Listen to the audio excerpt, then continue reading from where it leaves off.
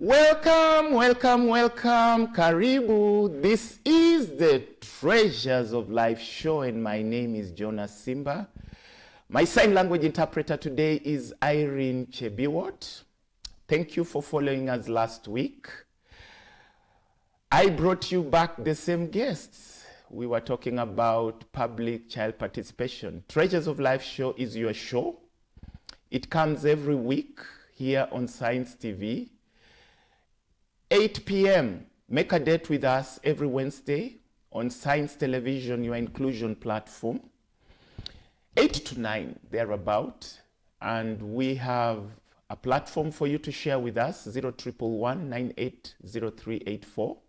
Treasures of Life addresses you on different aspects of your life: health, emotions, finances, spiritual lives, relationships, your talents, your work, your business. We are basically a holistic platform. We address you from the point of your soul, your emotions. Life is emotional. So keep watching Treasures of Life show and you will grow emotionally. Emotional intelligence is key. And that addresses our topic for today. By the way, you can also follow me on Blind Jonas Simba, Facebook and TikTok. Yeah, somebody should just go there and get some of the good things we talk here. Maureen Okal is our guest again. Hi, Maureen. Hi, Mr. Jonah. Karibu. Asante Yes, sana. karibu, Maureen. Nashukuru. Yes, people should not start calling now. Your portfolio, you have studied leadership. Yes. Yeah, and you are the director, Smile Natoto. By the way, our topic today, just in case our guest doesn't know it, do you want to say it or do you want me to say it? Leadership and emotions. Yes, leadership and emotions. Leadership and emotions, that's our topic today. You are studied in leadership. Where did you study this, by the way? I did leadership in education at Pan-African Christian University. We used to call it PAC. Yes, PAC, I remember. It is. I did my degree at East Africa School of Theology. Oh, so we are really in Sister Africa. school. Yeah, It's sister a schools. sister school. I remember we used to have inter-college games, you know, PAC and East. Yeah, some of our alumni should be watching now. They should. Yeah. Yeah, that is what PAC does. The By the motto way, there I is you're graduated trained, 20 then years you're ago. sent out. I graduated on the 16th of July. And today, when this show is airing, is 16th of July. Exactly 20 years. What is amazing, Maureen Okal, is that when I went through school, I never intended to join the media. It was not even anywhere in my mind. Yeah? I have found myself doing this on a media platform. You studied leadership. Are you directly dealing with leadership? Maybe this is for the young people watching. You know, maybe someone is in college and we are now talking about jobs and employments and looking for opportunities just before we delve into the topic. I can have a very broad story about it, but let me try and just summarize it. Right. I never thought in life that I could study anything leadership oriented. But I also thank God that as I was growing up, so many things were never right. And I would wish if only we could have a leader to straighten these, and that. Right. So you are growing up and you have a desire, seeing that so many things are not right. Just a little bit of a story. I used to be this kind of a person that wanted things so straight that Right. might know at a very tender age and an orphan, you know the way orphans are vulnerable and you can be silenced at any given point. Your issue. Just say that again. Did you Yes. say something about orphan? Yes. What did you say about that? I said, when you're an orphan, you become very vulnerable. Does that mean you And- are? No, No. you are not an orphan. No, okay. No, I am an adult orphan. Okay, Yes. okay. But I'm talking of a point where you're just still a baby. Right. And you're growing up and everybody thinks that you're not supposed to be heard. You take things the way you are given. Of course, we appreciate such moments. But one key thing with me is that I was this orphan that you could not silence. I could make noise, tell you. My no was a no. Right. It didn't matter what you could do. Right. My no was just a no. And that helped me because at least now, so many people could not really take those Right. stupid advantage over me. And it was so, my no was such a no that even my grandmother Right. respected my no and named me a mjukuu wa Pharaoh. Let me ask you this. Do you mean to say you were orphaned at a young age? Yes, at a very young age. Both your mom and your dad passed on.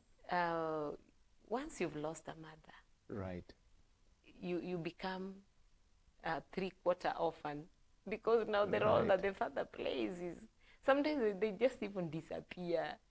Right. Yes. So that is a Right. story for another day. But just to summarize, I was this one that Right. whose no was a no. There's nothing you could do to Right. change me. But again, it was a no of on the right side, a no when something is right, and a Right. no when something is wrong.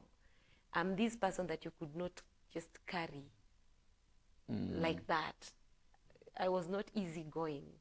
Yes, when something is wrong, it is wrong. You know, when you talk about that, today we are talking about leadership and emotions. Yes. What we need to understand is that many of these leaders that are leading us today are a product of their histories.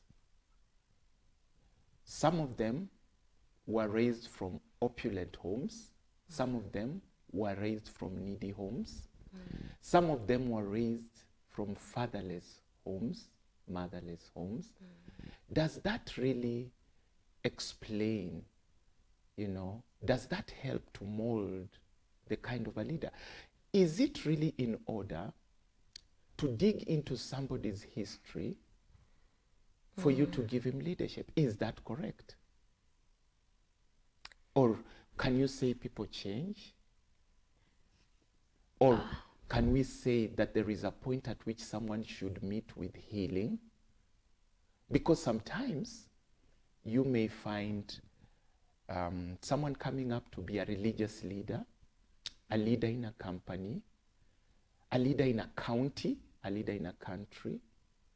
But because of their history, we always hear that this person was raised roughly, and that is why they are leading roughly. I don't know what you have to say as we build up on that topic. I also don't know which one to pick. Yes. But let's try and be as balance it as much as possible. Right. The upbringing of an individual plays a very big role in how somebody will be able to manage and lead Right. a people. And have you ever heard of the word Spartan? Yeah. Yes. Yeah. So some leaders are never gentle. They're very rough. Some are very soft. And the other day when we were talking with you here, you had me mention that people don't care how much you know. Right. What they care is what you made them feel. And that's why I brought you in an example of Jesus Christ. Right. Jesus would meet even the roughest of the people, the most serious sinners on earth, the broken-hearted. But it is amazing how Jesus left them, if I use the Bible as a reference. Okay. He made sure that these people were left better people. Okay. These people he left them healed in the soul. Okay. Their emotions were healed. Even in the current world today, anybody having a conversation and an encounter Yes. with his maker, because now the maker is God himself. Okay. You'll come to realize that these people, they're the kind of the people that will leave the rest transformed, Okay. changed. But there are these ones that the path that they live is a path of pain. And this one also comes from the fact that you were raised maybe in a home where all that you saw was violence. Okay. So you knew violence as the only way to capture issues or to address issues. There are these ones that were raised in royal families. Okay. So they know, a queen knows what to do. A queen does not disturb the people he's taking care of. Because You've a just queen said- knows that her work is to sit pretty. But he uses his brain to think, she uses the brain to think on how these things can be done. You've just Let's take an mentioned- example of, sorry for Proceed, interrupting. proceed. Let's take an example of what is happening in Europe, the UK. You know, they believe in the monarchy. Right. The people in Europe are doing well. It is one of the first-class nations in the world. Why? Because the queen knows her place, not scared, but provides opportunities for the workers to work, because after you have worked, what happens? You get The paid. queen collects the taxes and takes care of the kingdom. But as the kingdom is functioning right, what happens to the workers? They are also given a breathing space to just thrive. So you find them in a place where they love what they are doing. Because, again, you must understand that people love to be led. I was taught Okay. that in leadership. That's why Okay. every nation will make a society, however small, starting from the family unit. We have a father there as the head. We have a mother there, I think, as the neck. You get? Right. And you must come together and agree who is leading and are we willing followers. So when the leader is leading and the followers are not happy, what happens? That kingdom will definitely fall. Right. Yes. Right. Because remember, you are leading people who can tell you no, or people who can tell you that you are doing well, let us continue. So you Okay. cannot stamp your authority on them. You may stamp yes, but why would you lead the people that have rejected you? Yes. Right. So right. that is where this one is coming from. Your upbringing plays a very big role. Right. And your upbringing does not just mean your family. You could also just be in an institution where Right. leadership is not respected. You could also be under a wrong mentor. So the mentor tells you things that are just contrary to the will of God and also to the will of man. All right. Then you find yourself alone. You are a leader, but you are alone. God left you long time ago, Okay. and the people also ran away from you. Now, let me bring you back to the question I wanted to ask. You've just mentioned something sensitive. Oh. Does it mean that the children who have experienced violence in their homes are most likely to be violent in their adulthood? You've just mentioned something very sensitive, because I would believe it's not for the children to be blamed. They just found themselves in a setup, and this is where they were raised. I learned something, Right. that when you are raising a family, every person will come up with a different character, depending on how you impacted them. That's why to another person, to a child, if the father was violent, that is how he'll know that he's supposed to manage his adulthood or manhood or womanhood. To another, they'll be like, no, what I saw was wrong. I would not want to go that direction. Okay. So that means that you're supposed to be very careful. And that's why I always keep insisting that we are responsible for the people that come after us. One decision that you make can destroy an individual that is looking up to you, or can make an individual that is looking up to you. One decision or one action. For instance, let me talk of a father who decides that every evening the supper that he brings in that house is the beating of the wife. And you have children. I'm telling you, you may have the two. Children copying you and knowing that violence is the way. Okay. Or you may have two that say, we don't love the character of our father. We will not follow that route.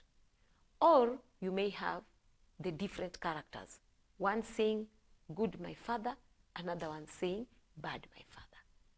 You get. Okay. So it is you as an individual that should be so concerned about how you behave, the decisions you make, the things that you speak to the family that will bring you the results of the kind of a follower that you want. Okay. Yes. Now, looking at what is playing out in our country today, religious sector, businesses and companies, counties, and the nation, are you okay? Is there a display of emotions? Are you okay? Is that the right way? Are we on the right path as a country? The other day, I saw something happening in Machakos County. Did you see that? And the MCAs were literally throwing blows at each other. Is this the way to defend who you are, your integrity, you know? Is that the right way? Is that teaching our young people that you can defend yourself? Is that some form of training? Because I'm also looking at what is displayed on the national arena, the language diet of leaders, both in government and in the opposition. To some extent, even religious leaders. And I'm hearing a lot of training, because the best training is in your actions. Are you okay with this? Or are we on the wrong path? Mr. Jonah, I'm telling you that the conversation today is broad and complicated, but we are going to strike a balance. We are praying hard that we strike a balance. Right, right. What is happening in our nation today is very worrying, and this responsibility, as much as human beings we have emotions. Sometimes you can take charge of some emotions. Sometimes you may just be overwhelmed by emotions. Okay. But I'm thinking, ukifika a stage where you are a leader, it is upon you to take charge of your emotions, master your emotions as a leader. Okay. It is your responsibility. Because imagine when you are my leader and I'm the led, and I've annoyed you. Whose responsibility it is to make sure that there is peace between you and I? It is yours as the leader. Okay. It is not my, yes, it is a two-way traffic, but it starts with you. And that's why I would tell you that I would imagine yes, that leaders are solutions bringers. Just what you're saying, as you proceed, don't lose your thought.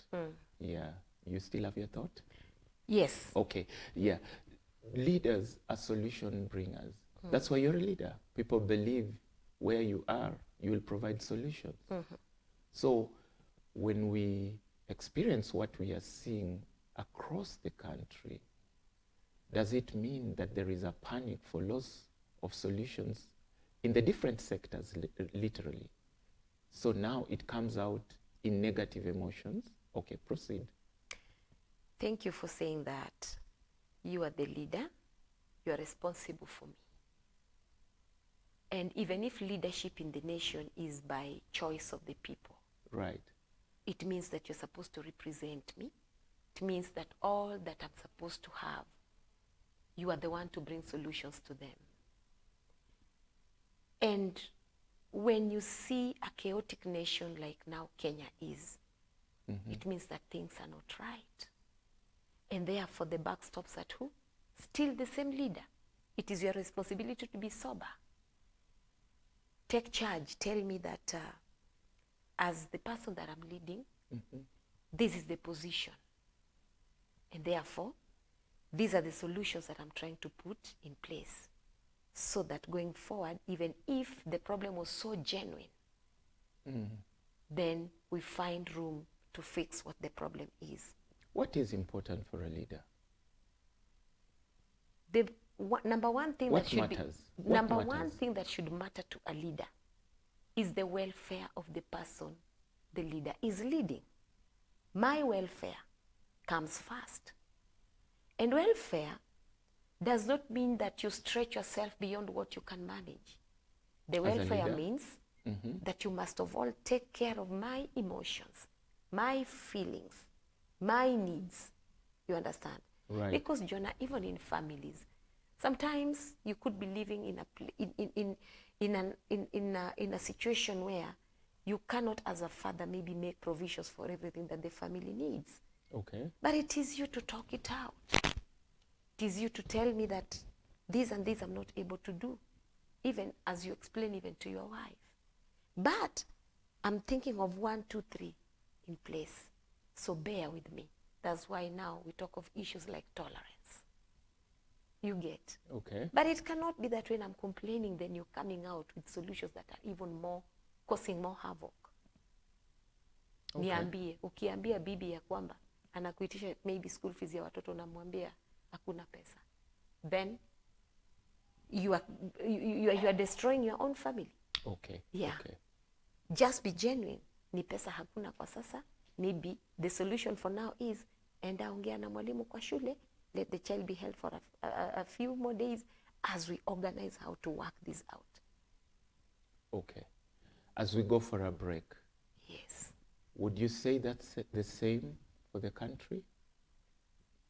Do we expect too much from both our leaderships in government and in the opposition? Are we correctly demanding solutions from them? Is it beyond their capacity? I answer that now.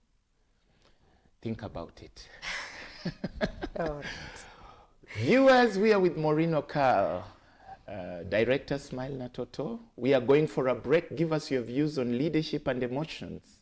0111 980384. See you after the break.